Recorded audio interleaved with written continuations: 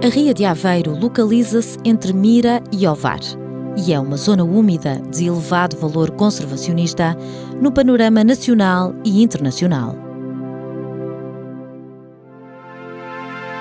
É atualmente o resultado da ligação com o oceano, assegurada por uma barra artificial, do encontro de vários rios, dos quais o Volga é o mais importante, e da ação do homem, que com a drenagem de sapais, abertura de esteiros, dragagem de canais de navegação e criação de salinas, moldou este ecossistema e contribuiu para aumentar a sua diversidade de habitats e biodiversidade.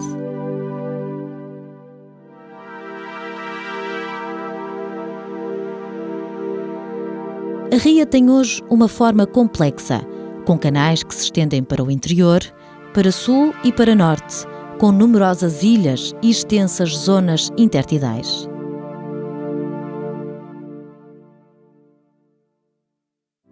A ria é um ecossistema dinâmico e está sujeita ao ciclo diário das marés.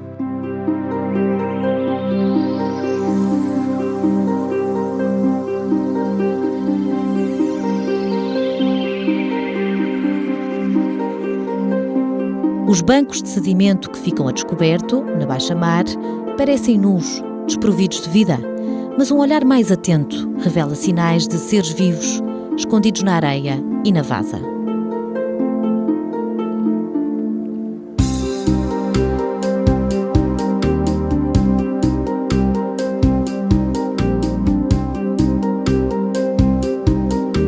Estas marcas são da lambujinha, bivalve característico de zonas estuarinas e bastante abundante na Ria de Aveiro.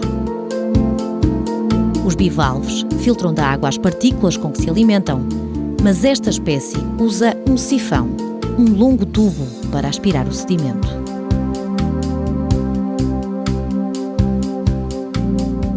Os sifões permitem às espécies viver enterradas e, como tal, protegidas, mantendo o contacto com a superfície de onde retiram o alimento e o oxigênio. Quanto maior for o sifão, mais profundas podem estar.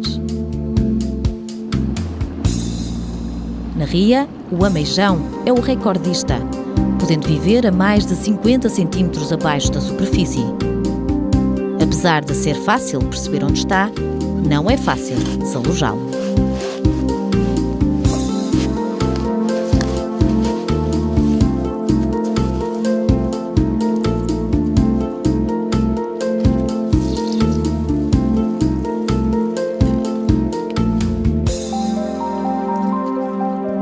Outros bivalves bem conhecidos da ria são o longueirão, o berbigão e várias espécies de ameijoa. Sobretudo a ameijoa macha, a ameijoa rainha e a ameijoa japónica.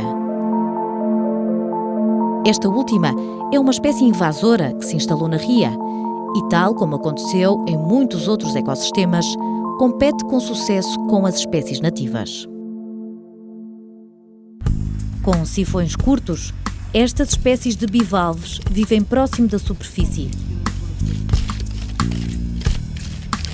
Todas elas têm um importante valor económico para a região.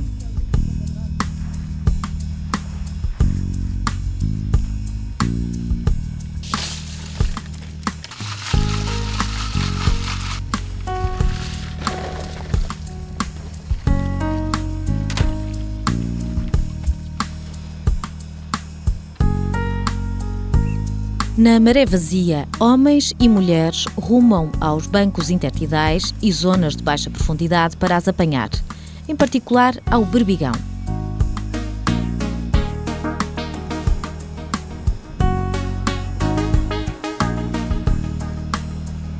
E em alturas de dificuldades económicas, a ria torna-se uma fonte de rendimento ainda mais importante, aumentando a pressão sobre os seus recursos naturais.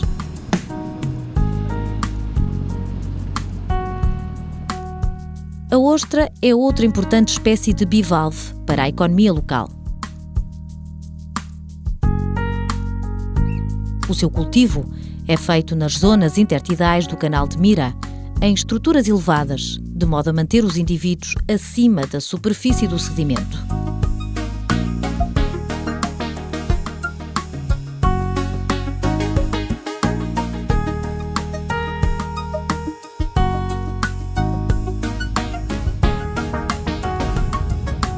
requerem bastante dedicação, mas esta é uma atividade que se tem mostrado economicamente interessante.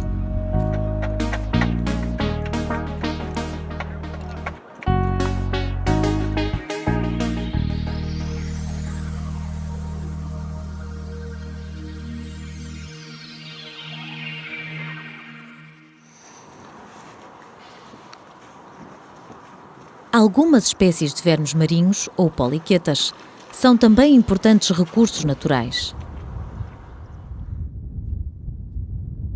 São apanhados durante a baixa-mar e vendidos como isco para a pesca. A serradela é um deles. Tem uma larga repartição na ria e, apesar de se enterrar no sedimento, pode deslocar-se eficientemente, utilizando estruturas laterais que funcionam como pequenos pés e ondulando o corpo.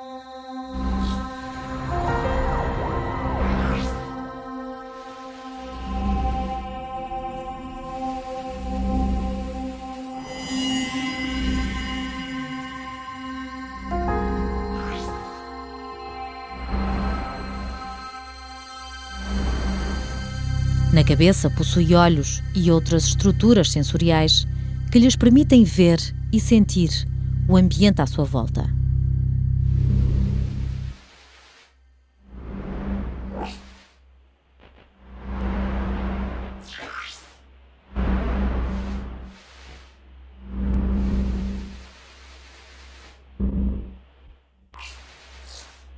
A serradela alimenta-se de tudo um pouco e tem a ajudá-la uma ferramenta típica de muitos vermes marinhos, uma probóscide equipada com dentes e mandíbulas.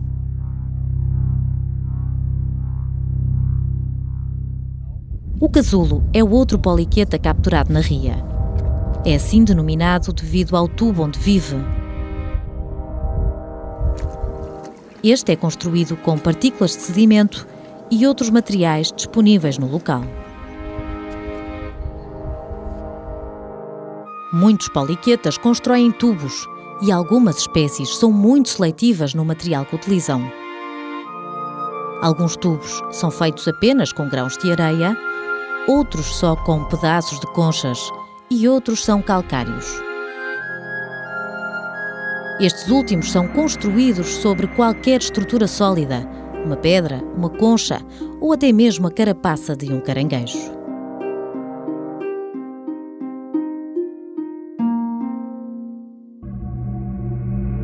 Para estes animais, os tubos são as suas casas e nunca os abandonam totalmente, nem mesmo para se alimentarem.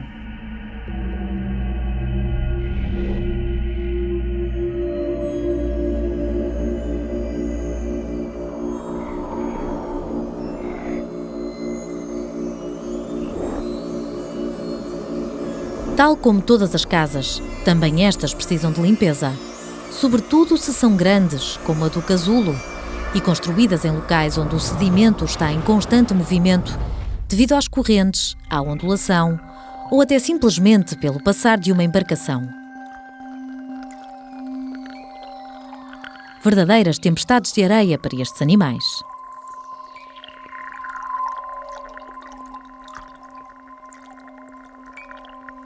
Há, pois, que procurar soluções para evitar tanto trabalho de limpeza.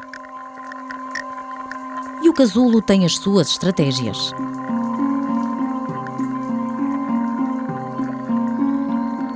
Uma carapaça de caranguejo de um lado, um pedaço de tubo vazio do outro, sempre poupam alguma energia.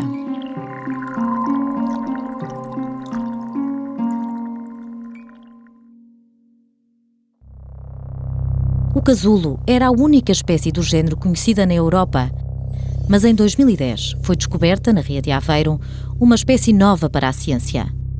Foi designada Diopatra micrura. Os poliquetas que vivem em tubos, e sobretudo o casulo, ajudam a estabilizar o sedimento e contribuem para aumentar a biodiversidade da região onde se estabelecem.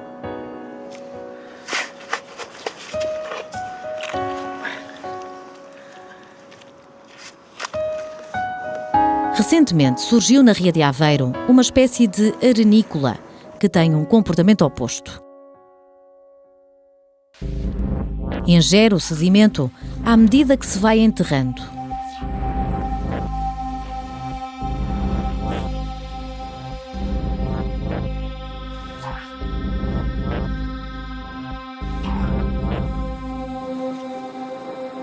Depois de passar pelo tubo digestivo e o alimento existente ser digerido, o sedimento é recolocado no exterior. Percebe-se bem o papel desta espécie na movimentação de sedimento, observando o seu efeito à superfície.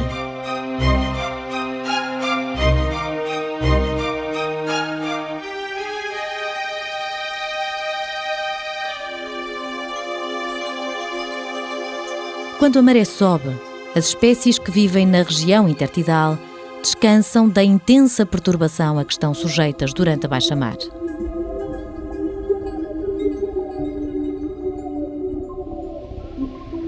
Mas surgem novos desafios.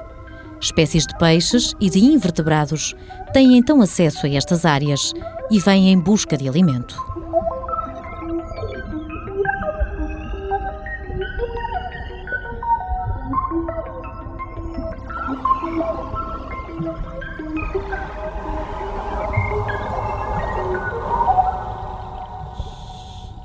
Os habitats de sedimentos arenosos e vasosos predominam na Ria de Aveiro.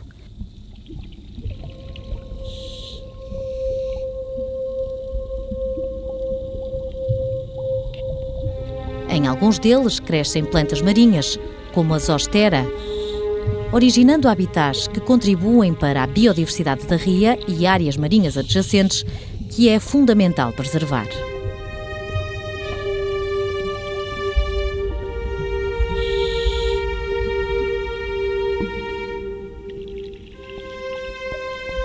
São áreas de refúgio, de postura e de crescimento de juvenis para várias espécies, como por exemplo o choco. Também um importante recurso natural que no inverno entra na ria e faz a sua postura nestes habitats.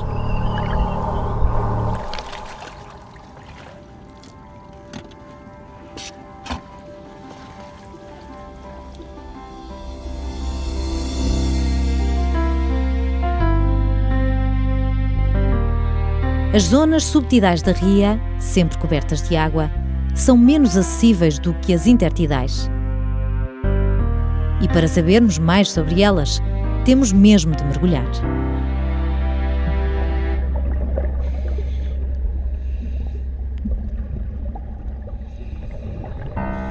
Tal como em muitos ecossistemas estuarinos e lagunares, as águas da ria são turvas, dada a quantidade de material em suspensão.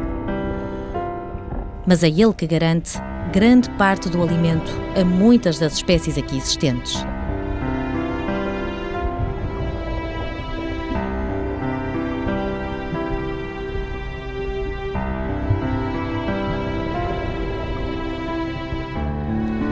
A luz pode ser escassa nas zonas mais profundas e calmas, onde os fundos têm uma camada superficial de partículas finas que levantam ao mais pequeno toque.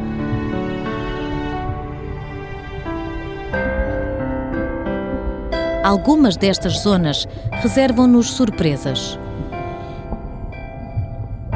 como o vislumbrar de longos e finos tentáculos que se agitam lentamente.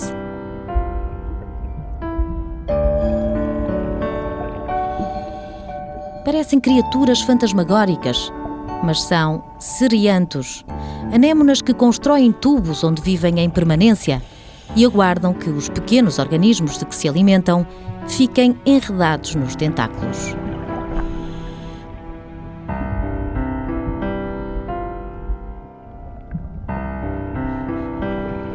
Outras espécies de anémonas não constroem tubos nem vivem no sedimento, mas fixam-se a várias estruturas, seja o mexilhão,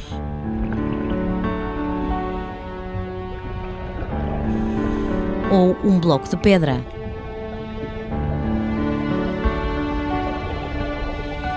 São caçadores eficazes, capazes até de capturar pequenos peixes com os seus tentáculos urticantes.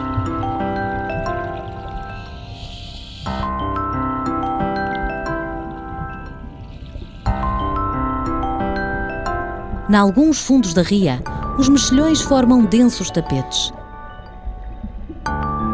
fixando-se uns aos outros através de filamentos adesivos que eles próprios produzem.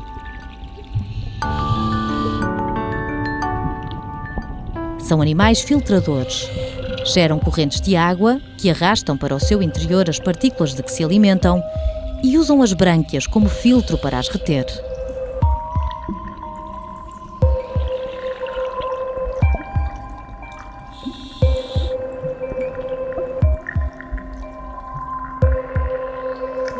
As cracas também retiram o alimento da água, mas têm uma estratégia diferente. Utilizam os apêndices do tórax para capturar as partículas em suspensão.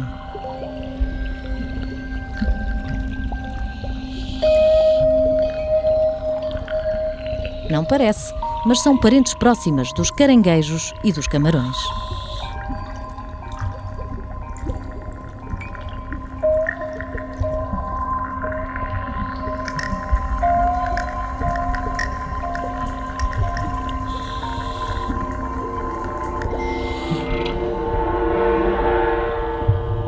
Os mexilhões fazem as delícias dos seus principais predadores, as estrelas do mar.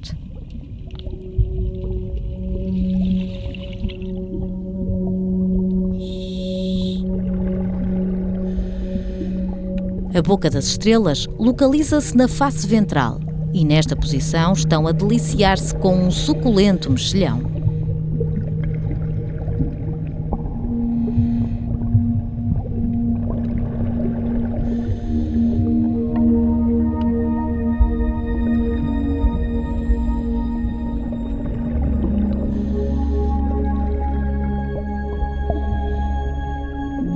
Na face dorsal das estrelas do mar são bem visíveis estruturas de defesa, espinhos rodeados de pequenas pinças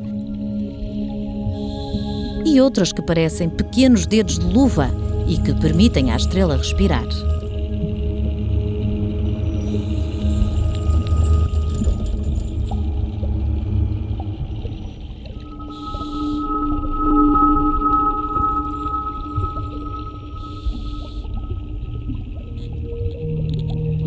É também visível uma placa sulcada e finamente perfurada, por onde entra água para um sistema interno de canais e pés tubulares.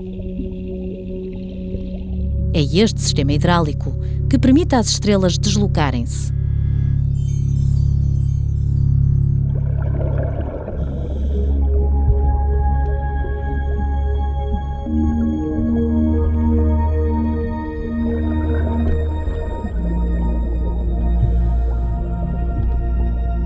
Quando o fazem, a ponta de cada braço está virada para cima, mostrando uma mancha colorida sensível à luz.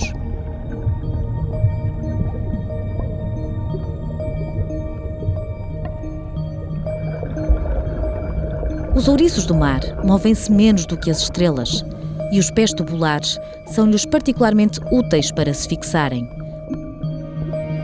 para ajudarem a apanhar o alimento,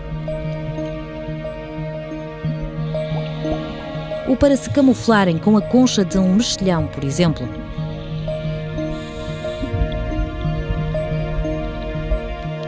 Ao contrário das estrelas, alimentam-se de algas, utilizando os fortes dentes da boca para as cortar ou raspar.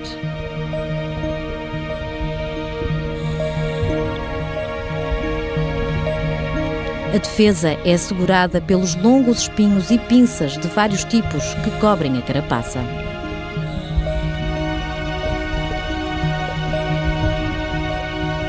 Nos fundos da ria, vê-se, de vez em quando, uma casa alugada.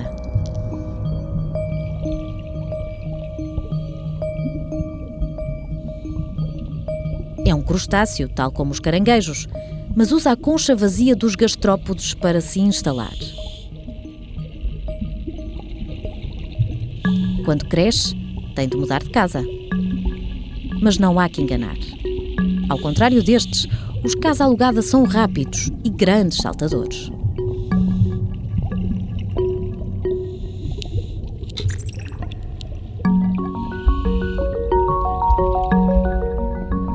Próximo da superfície reinam as algas, castanhas e verdes. Mas os mexilhões continuam a ser abundantes.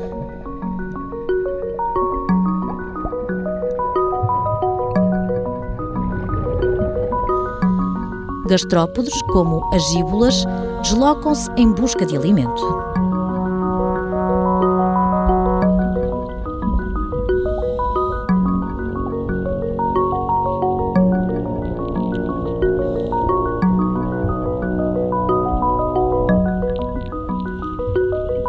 Por vezes observam-se lebres do mar.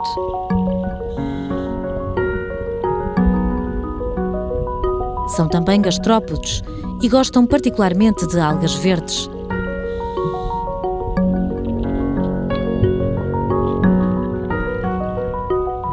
Apesar do seu aspecto maciço, são muito elegantes quando se deslocam.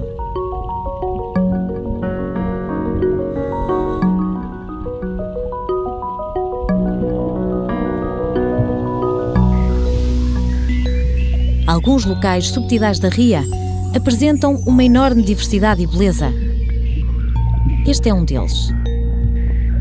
Aqui, as ascídeas são dominantes, mas outros grupos de invertebrados, como hidrozoários, esponjas e briozoários, estão bem representados.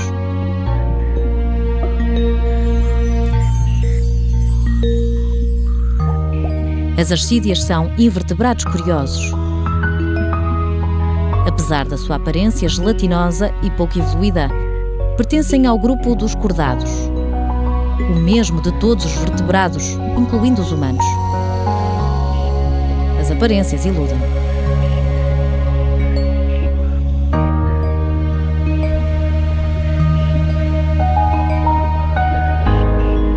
A Ria de Aveiro é partilhada por numerosas espécies, ligadas numa teia complexa e dinâmica, em estreita relação com o meio.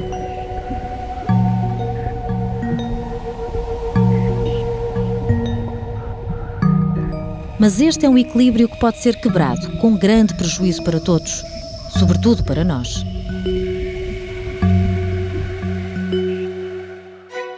O homem beneficia e depende muito desta combinação de fatores.